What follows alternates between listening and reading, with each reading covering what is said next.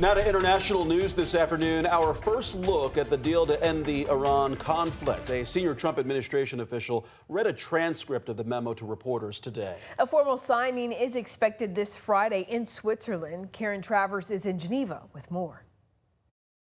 As President Trump wrapped up his visit to the G7 summit, U.S. officials read to reporters on a conference call the memo of understanding signed by the U.S. and Iran. One thing I didn't want to see is economic catastrophe. If you kept this going, that could have happened. It's a 14-point agreement, the U.S. agreeing to lift the blockade of Iranian ports and Iran reopening the Strait of Hormuz. Iran reaffirms it will not procure or develop nuclear weapons, something it agreed to in 2015 as part of its deal with the Obama administration. But President Trump pulled the U.S. out of that agreement during his first term.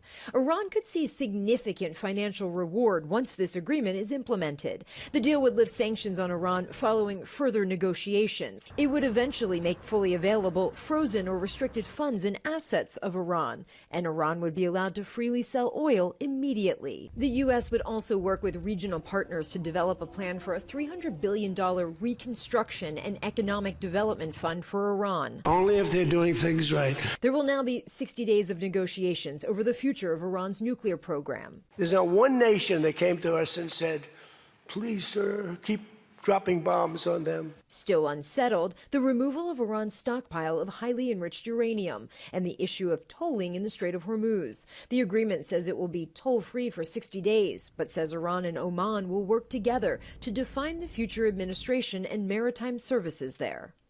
Iran's foreign ministry today reiterated that the U.S. and Iran pledged to stop the war on all fronts, especially Lebanon, something that Israel has not agreed to, a potentially major roadblock for the U.S.-Iran deal.